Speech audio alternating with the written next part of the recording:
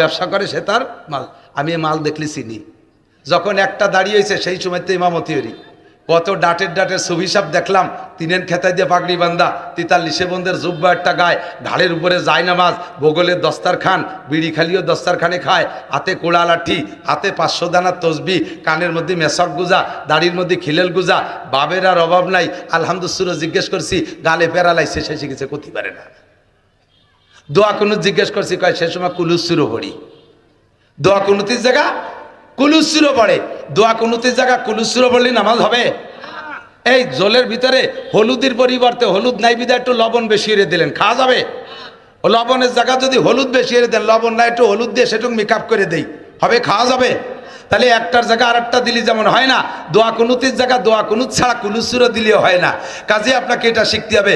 দুনিয়ার সব কিছু জানলেন, আইএ পড়লেন, বিএ পড়লেন, এমএ পড়লেন, ইংরেজি জানেন, অঙ্ক জানেন, বাংলা জানেন, পর্সা জানেন, দলিল জানেন, এসে জানেন, বিআরএস জানেন, এসিএস জানেন, কত কিছু শিখলেন।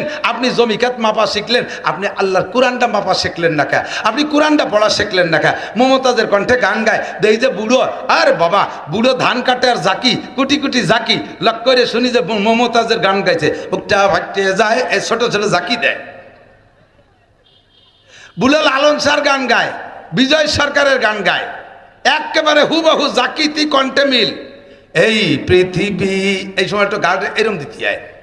এই আমার এলাকায় এক লোক সুফি সাহেব দরবেশ, খুব বুঝতে হবে, এদিক তাকান, জরুরি কথা।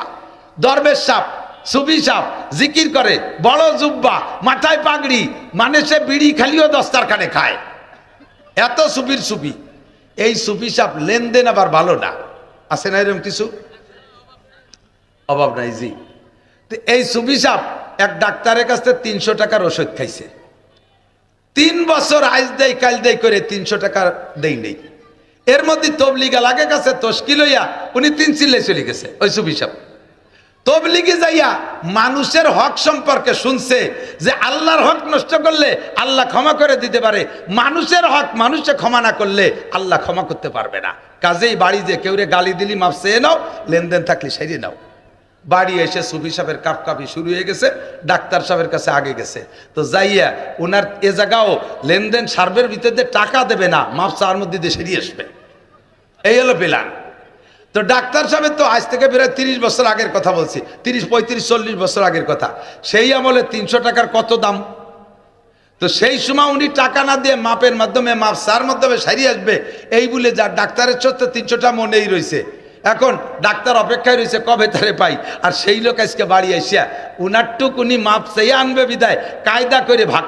তবলিগি যে কথাও শিখছে, যাইয়ে ডাক্তারে বলতেছে, ডাক্তার সাহেব তবলিগি যে সব কিছু শুনছি শিখছি, দুনিয়ার থেকে সব কিছু মিটমাট করে যাওয়া উচিত, কাজেই আমি সিদ্ধান্ত নিছি বাড়ি গ্রাম ভরে ঘুরে ঘুরে সব জায়গার থেকে এই লেনদেনগুলো সেরিয়ে ফেলবো। আমি আপনার কাছে যা পাবো, আমি আপনার কাছে যা পাবো সব মাফ করে দিলাম। জীবনে আপনি আমার যা শক্ত কথা কইছেন সব মাফ করে দিলাম। উনি যখন বস্তা ধরে ঢালিয়ে দিছে, তাহলে ডাক্তার সাহেবও দেবে, এই জন্য উনার টুক আগে উনি দেছে যে আমি আপনার কাছে যা পাবো সব মাফ করে দিলাম, আর কোনো চারিন আরও আমার দাবি নাই, আর আপনিও আমার আল্লাহর রাস্তায় মাফ করে দেন যাতে সমান সমান হয়ে যায়। তো ডাক্তার সাহেব কয়, তোমার সব মাফ করে দিছি, টাকা 300 ফেলাও, টাকা 300 ফেলাও। কয় তা মাফ করলেন কি? মাফ করছি এলো, দেওয়ার কথা ছিল 3 বছর আগে, এই 3 বছর ঘুরাইছিস, এই ঘুরানোর গুনাহ মাফ করে দিছি, টাকা ফেলা। আল্লাহ কয় 16 বছর বয়সে নামাজ ফরজ করছি, ওই সময় পড়িস নেই, এখন বয়স 50, এখন টাকা ফেলা, নামাজ পড় আর মাফ চা, তাহলে এই যে এতদিন ঘুরাইছিস এই গুল্লি মাফ করে দেব। তাই তোকে মুসাফা করতে দেয়নি, তাই তোকে মুসাফা করতে দেয়নি। কি কয়? হুজুর মারা গেছে আর আমাকে দেখা করতে দেয়নি, এভাবে মূর্তি বানাই আমাকে কালেকশন করছে। এরপরে নিজে নিজে দেখছে যে যদি এরকম ঘটনা ঘটে তাহলে তো জায়গার কেউ যাবে না, তাদেরকে আবার ভিন্ন ভিন্ন বাড়ি বাড়ি যে তশকিল করছে। আরে মানুষ তো মরিয়ে যাবে, আদম আলাইহিস সালাম গেছে, শীস আলাইহিস সালাম গেছে, কত মানুষ চলে গেছে, আরও তোমরাও মরবা, মাহলাইলও মরছে, তাতে মন খারাপের দরকার নেই। একটা মূর্তি বানাইছে, তারে দেখলে তো তোমাদের মাহলাইলের কথা মনে পড়ে, কাজে ও জায়গা মাহলাইলের প্রতি অনাস্থার দরকার নেই। তবে একটা কাজ করতে পারো, যেহেতু অরিজিনাল মাহলাইল মারা গেছে আর মাহলাইলের স্থানে মূর্তিরে তোমরা সম্মান করতেছো, তাহলে ও জায়গা যাইয়ে মাহলাইল সেই মাহলাইল যে শ্রদ্ধা না করে তোমরা প্রত্যেকে বাড়ি একটা মাহলাইল বানায় নাও,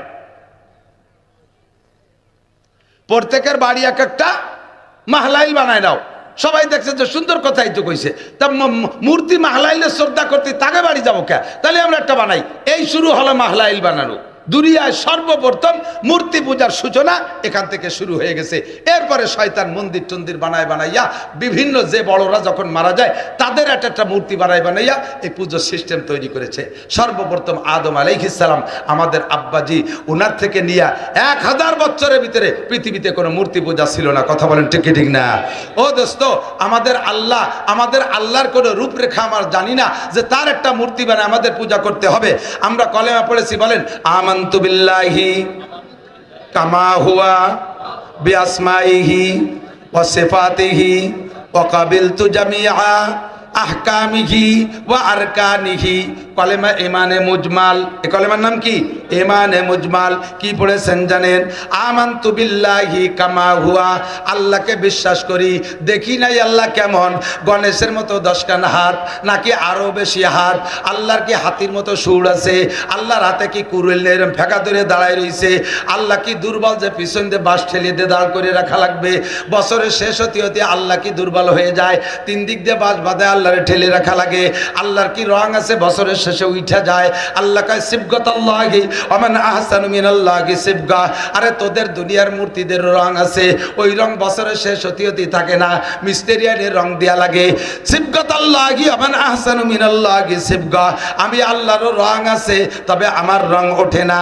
আমার রং কেমন তা তোরা জানিস না, আমাকে এক বাক্যে বিশ্বাস কর, কামা হুয়া, ওই আল্লাহকে বিশ্বাস করি যেমন আল্লাহ তেমনই। বলেন যেমন আল্লাহ তেমনই। তার কোনো রূপরেখা আমার জানার দরকার আছে? আছে।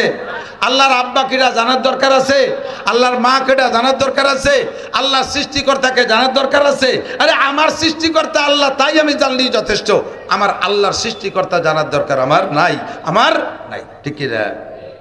আল্লাহ পাক রব্বুল আলামিন আমাদেরকে দুনিয়ায় পাঠিয়েছেন, আমাদেরকে জান্নাত থেকে পাঠাইছে। আব্বাজির বাড়ি জান্নাত, মার বাড়িও জান্নাত। বাপের সূত্রে যে সম্পদ পায়, সম্পদের নাম হলো পৈতৃক সম্পদ, নাকি বলেন?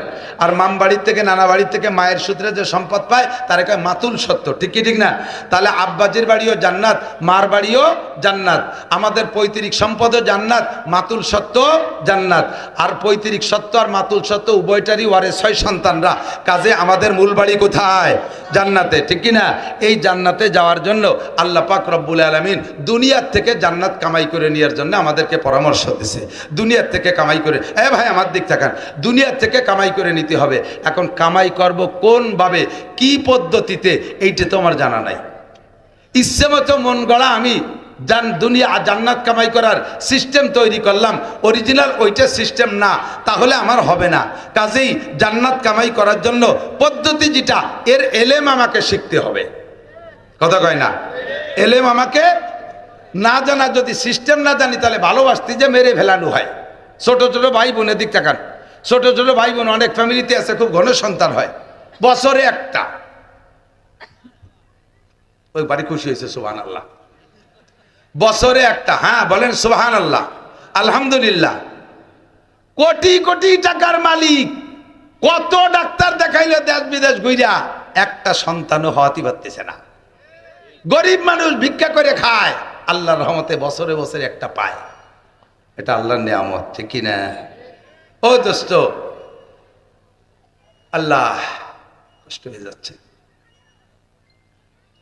আমাদেরকে আল্লাহ পাক রব্বুল আলামিন সন্তান দেয়, বলি শুকর আদায় করি আলহামদুলিল্লাহ। এমন গণ করিয়া প্রত্যেক বছরে একটা বাড়িও আমি দেখছি, তো যেটা একেবারে লাস্ট ওটা বসা শিখছে, তার ইমিডিয়েটলি বড় যেটা সেটা আটা শিখছে, তার চেয়ে বড় যেটা সেটা আর একটু আটা শিখছে, একটু দৌড়নি শিখছে, নাক দিয়ে শিয়েন পড়ে। তার বড়টা হয়তো কেবল স্কুলে একটু যাইতে পারে। এইভাবেই 6, 7, 8, 10টা হয়ে গেছে। এখন বাপে বাইরের থেকে কিছু খাবার তা আনলে, এই যেটা বাড়ি যারা থাকে ছোটরা ছেলে মেয়ে, বাপে খাবার তা আনলে কোনটা রাতে দেয় কোন? তো সবচেয়ে ছোটটা রাতে দেয়। সবাই ছোটটারে আদর করে, ভালোবাসে ছোটটারে। তো ছোটটারে যে কোলে করে, বাপের খাবারটা ছোট্টা রাতে দেশে যে কোলে করে, বাঘপালি সে একটু পায়। এই জন্যে বাপে যখন কিছু খাবার তাই না ছোটটারে দেয়, তাহলে ওই ছোটটারে কোলে করার জন্যে 2 নম্বরটা 3 নম্বরটা 4 নম্বরটা কাড়াকাড়ি হরে, যে যেদিন বাগে পায় কোলে নিয়ে তার সাথে সেও খায়। কিন্তু ওর ইমিডিয়েটলি বড় যেটা হাঁটা শিখছে সে তো ছোটটারে কোলে উঠতে পারে না, এই জন্য সে তেমন বাগে পায় না। এখন ও চিনতে পারছে বুঝে শুনে যে তারই আমি ওর একটু কোলে আর শিখি। এখন দুটাই এত ঘন ঘন বাচ্চা হলে কিন্তু পেট বড় হয়ে যায়, হাসাই গোস্ত নাই, গলা শূন্য, পেট বড়। এখন ওই বসাটারও পেট বড়, আটাটারও পেট বড়। তো ওই কেবল যেটা হাঁটতে পারে সে বসাটারে কোলে করতে গেছে, কোলে করতে গেছে, মোহাব্বত করে ভালোবাসে কোলে করতে, আর নিজের ছোটো ভাই কোলে করতে গেছে। তো ও কোলে কীভাবে করবো? তো সবে মাত্র হাঁটতে পারে, আর বসাটার গায়ে ফিরে 7-8-10 কেজি ওজন, বড় এক পেট, খায় একেবারে গাদাইয়া, সে তারে কীভাবে করে? তো কোলে করতে যাইয়ে ওর গলা টলা জড়ায় ধরে বুহির সাথে এরম চিবিয়ে ধরছে, চিবে ধরে আটা দেশে, ওদিকে পাও পাততলে পড়ে গেছে। একদিকে গলা চিবে ধরা আর একদিকে পাও পাততলে। এইরকম যদি 2-3 মিনিট আটে তাহলে ওটা মরবে না? এরা কি মারার জন্য কোলে করছে না ভালোবাসার জন্যে? ভালোবাসার জন্য কোলে করছে, কিন্তু ভালোবাসার বয়সও হয় নাই, আর কোলে করার সিস্টেমও সে জানে না। এই জন্য ভালোবাসতে যে তারে গলা টিপে মারা হবে, কতক্ষণ ঠিক না? দিনকে খুঁজে পাইতে হলে আপনাকে বয়সও হতে হবে। এজন্য আল্লাহ তাআলা ভালোবাসার বয়স ধার্য করছে সাবালেগ। সাবালেগের আগে শরীয়তের কোনো বিধান আপনার উপরে আল্লাহ তাআলা চাপাই দেয় নেই, শরীয়তের কোনো বিধান নাই। সাবালেগের হওয়ার পরে আপনার পর শরীয়তের বিধান আসছে। এবার আপনাকে ইসলামের পর আমল করতে হলে জানতে হবে, মানতে হলে জানতে হবে। বলেন মানতে হলে জানতে হবে, না জানি না মানা যায় না। অনেকে নামাজ পড়েন, কি পড়েন আপনি আমার কাছে জবাব দিতে পারবেন না। এমন এমন মাসালা আছে যেই মাসালাগুলো না জানা থাকার কারণে আপনার সারা জিন্দেগির নামাজ পড়া হয়ে যাচ্ছে। খোদার কসম, 1টা মিনিটও জান্নাতে যেতে পারবেন না। নামাজ টোটাল না পড়লে এক ওয়াক্তের বিনিময়ে যেমন 200 কোটি, আরো 30 কোটি, আরো 40, খেয়াল করে নাই, আবার বলি, এক ওয়াক্ত যদি নামাজ মোটেই না পড়েন তার বিনিময় খোদার কসম 1টা গুনাহ হবে না। আবারও বোঝে নাই, খেয়াল করে নাই। নামাজ না পড়লে কোনো গুনাহ, নামাজ না পড়লে কি হবে না? সাহস পাচ্ছে না কোথায়? আমি বলে দিছি যে, তো আমার সাথে বলেন, নামাজ না পড়লে কোনো গুনাহ হবে না। আবার বলে হবে। রোজা না রাখলেও কোনো গুনাহ হবে না। হজ ফরজ হয়েছে, না করলে কোনো গুনাহ হবে না।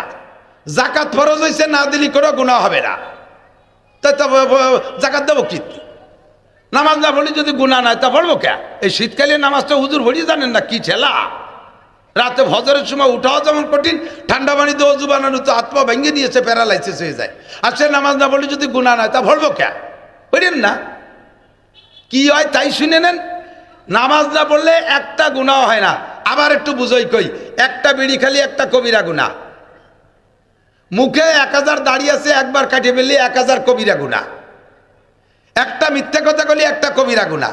একবার জিনা করলে 1টা কবিরা গুনাহ। 1 গ্লাস মদ খাইলে 1টা কবিরা গুনাহ। এক ওয়াক্ত নামাজ ছাড়লে কয়টা কবিরা গুনাহ কেউ বলতে পারবেন না। কি হয় কি তাই? এক ওয়াক্ত নামাজ ছেড়ে দিলে একটাও সগীরা কবিরা গুনাহ হয় না। হলো নামাজ ছুটে গেলে আপনার নামে বরাদ্দ করা আছে 230 কোটি 40 লক্ষ বছর জাহান্নামে পুড়তে হবে, গুনাহ হবে না একটাও।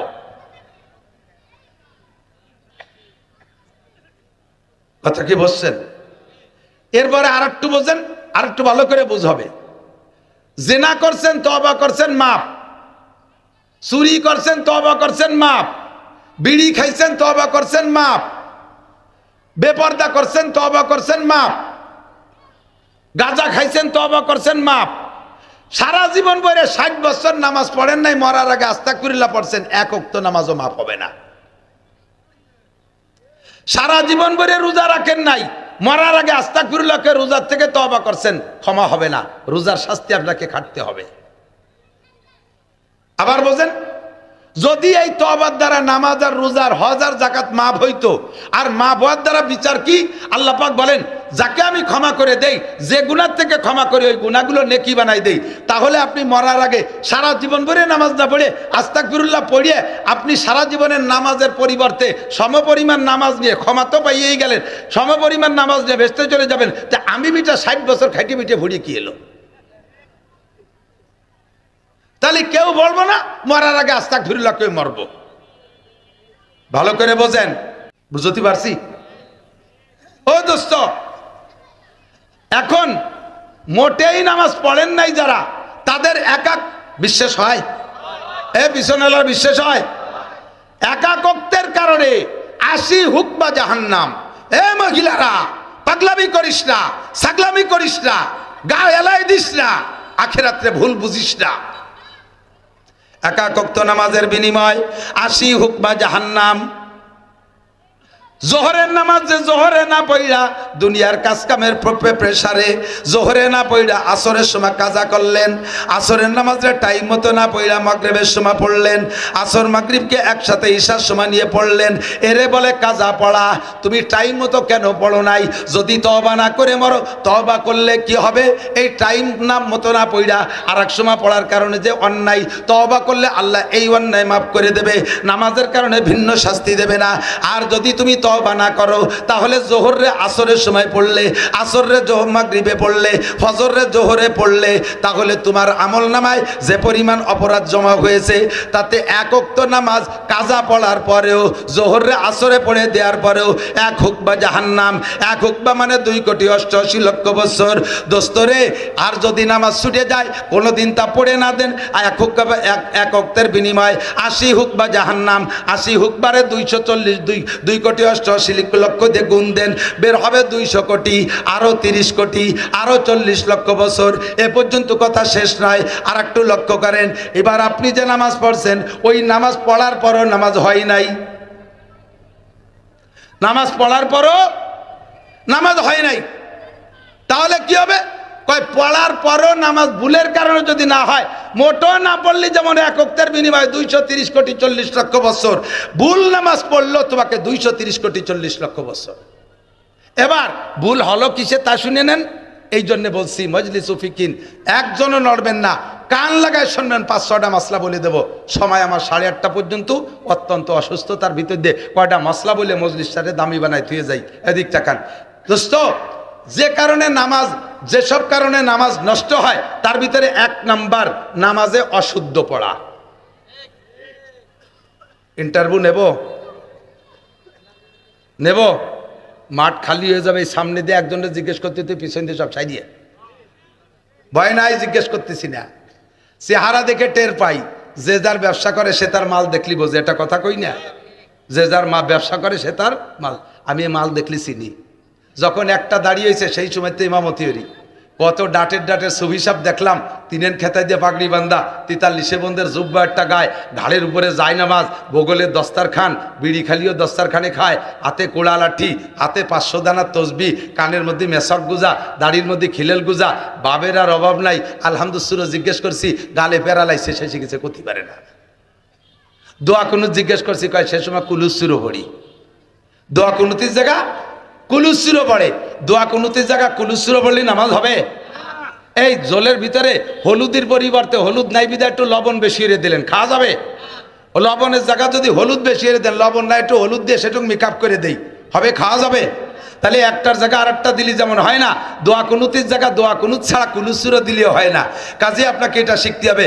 দুনিয়ার সব কিছু জানলেন, আইএ পড়লেন, বিএ পড়লেন, এমএ পড়লেন, ইংরেজি জানেন, অঙ্ক জানেন, বাংলা জানেন, পর্সা জানেন, দলিল জানেন, এসএ জানেন, বিআরএস জানেন, এসিএস জানেন, কত কিছু শিখলেন। আপনি জমিখাত মাপা শিখলেন, আপনি আল্লাহর কোরআনটা মাপা শিখলেন না কে? আপনি কোরআনটা পড়া শিখলেন না কে? মমতাজের কণ্ঠে গান গায়, দেই যে বুড়ো, আর বাবা বুড়ো ধান কাটে আর জাকি, কুটি কুটি জাকি, লক্ষ্য করে শুনি যে মমতাজের গান গাইছে, বুকটা ভাটে যায়, এই ছোট ছোট জাকি দেয়।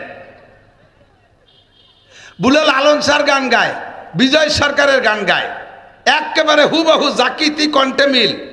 এই পৃথিবী, এই সময় একটু গান এরম দিতে হয়, এই পৃথিবী যেমনই আছে তেমনই পড়ে রবে।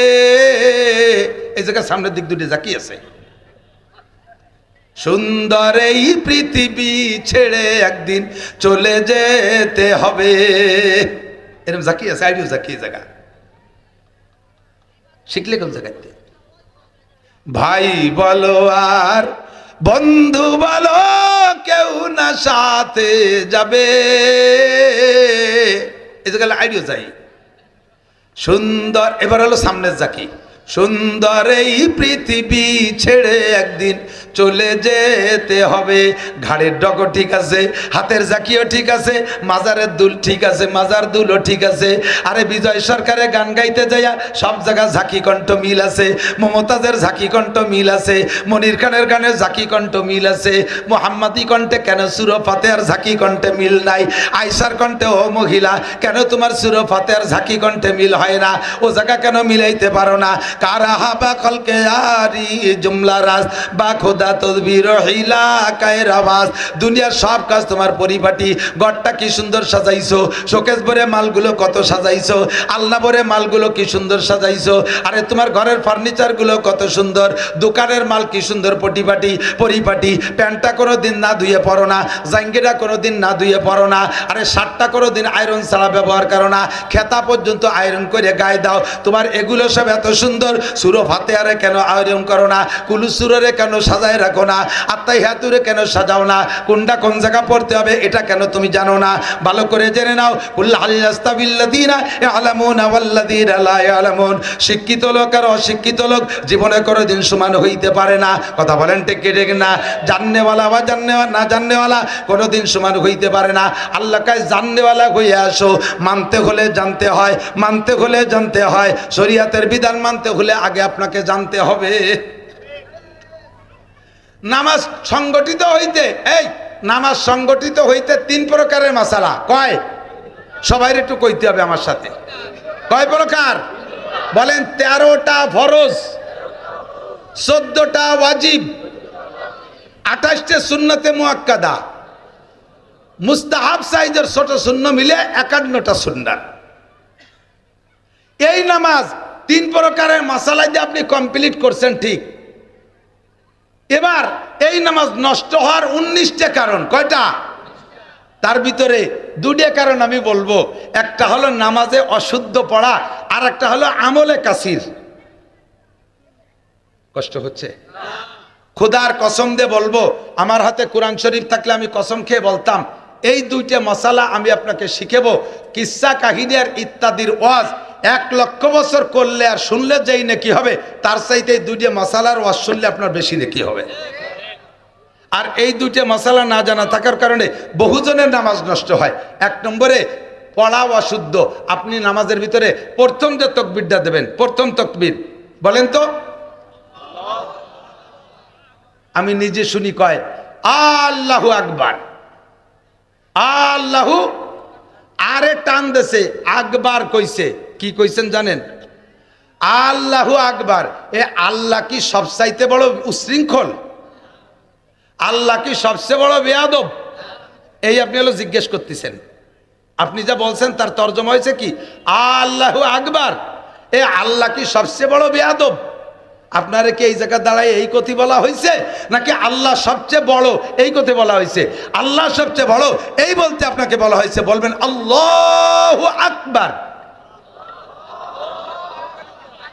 আরে টান দেবেন না। আকে টান দিলি যদি আকবারও বলেন তর্জমা হবে কি? আল্লাহু আকবার। তর্জমা হবে আল্লাহ কি বড়? আমার তো মনে হয় না যে আল্লাহ গণেশের চেয়ে বড়। ঈমান থাকবে? নামাজ হবে? এবার আল্লাহু আকবার তর্জমা বাতিল, নামাজ হয়নি। শুধু কিরাত না, এই সমস্ত জায়গা একামত তো শুনি। আর আজান দেওয়ার জন্য দাঁতে দাঁড় দিয়ে ঠোঁটে লিপস্টিক মাখায় ঘরে আজান দেবে। আজানের কসু শেখে নাই কোনোদিন, জীবনে কোনোদিন শুদ্ধ করে আজান শিখবে না। আবার আজানটা দেবে, একামতটা দেবে, শুদ্ধ কেউ দিলি কয় আপনি কি এই মসজিদের মুসল্লি নাকি, আপনি কি মুয়াজ্জিন নাকি, আমি এই জায়গা 30 বছর মুয়াজ্জিনি করি। তুমি তো 30 বছর আকাম করো দাঁড়ায় দাঁড়াইয়া। তুমি 30 বছর এই জায়গায় দাঁড়ায় দাঁড়ায় আকাম করছো, আজকে একটা কাম করে দিলাম তাই তোমার খারাপ ঠেকতেছে। একামত শুদ্ধ না করে কখনো দিতে যাবেন না। মসজিদের ইমাম সাহেব কিরাত ভালো করে শুদ্ধ না করে ইমামতি করতে যাবেন না। আপনার অশুদ্ধ কিরাতের কারণে আপনার নামাজ হয় নাই, পিছনে যত মুসল্লি আছে কের নামাজ হয় নাই। কিয়ামতের ময়দানে এই মাদারীপুর এলাকার, মকসেদপুর এলাকার বিদেশি টাকা খাইয়ে খাইয়ে পেটটা তো ভালোই মোটা বানাইছেন, পেটের মধ্যে ফেরেশতারা হাত ঢুকাই দিয়ে বের করে কয় টাকা খাইছেন। দেশের মানুষের ভুল নামাজ পড়াই দিয়ে টাকা খাইছেন আপনি। নামাজটাকে শুদ্ধ করেন। ইমাম সাহেব যাদের কিরাত গলত আছে তাড়াতাড়ি কিরাত শুদ্ধ করে আসেন। 1 নম্বরে তকবীরে তাহরিমা, এখানে শুদ্ধ হতে হবে। এইটা আর আরেকটা মাসালা এই জায়গা থেকে শুনে নেন, এদিক তাকান। প্রথম ইমাম সাহেব যে তকবীর বলে ওই তকবীরের সাথে আপনিও তকবীর বলবেন। অনেকে আছে মুখ বন্ধ রে খালি হাত কানে দেয়।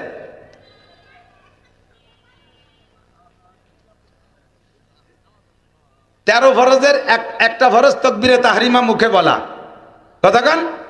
এইটা শুধু ইমাম সাহেব আল্লাহু আকবার বলবে না, আমরা সবাই বলতে হবে আল্লাহু আকবার, ঠিক আছে? এই তকবীর বলে না, খালি কানে হাত দেয়। কানে হাত না দিলেই নামাজ হবে, কোনো সমস্যা নাই। কানে হাত দেওয়া সুন্নত, সুন্নত ছুটে গেলে নামাজ নষ্ট হয় না, নামাজ হয় কিন্তু সুন্নত তরকের গুনাহ হয়। ফরজ আর ওয়াজিব ছুটে গেলে নামাজ হয় না।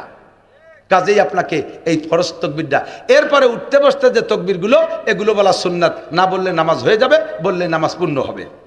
কথা কি বোঝা গেছে? এবার কেরাতটা অশুদ্ধ আছে, যাদের কেরাত অশুদ্ধ পায়ে ধরি। আপনারা আমি পায়ে ধরি, কিয়ামতের ময়দানে আমি বলতে পারবো আল্লাহ আমি পায়ে ধরে কইছি, একটু আসেন কোরআন শরীফ পড়া শেখেন। নইলে এই শীতকালে অজু এত সময় নষ্ট করে নামাজ পড়তেছেন।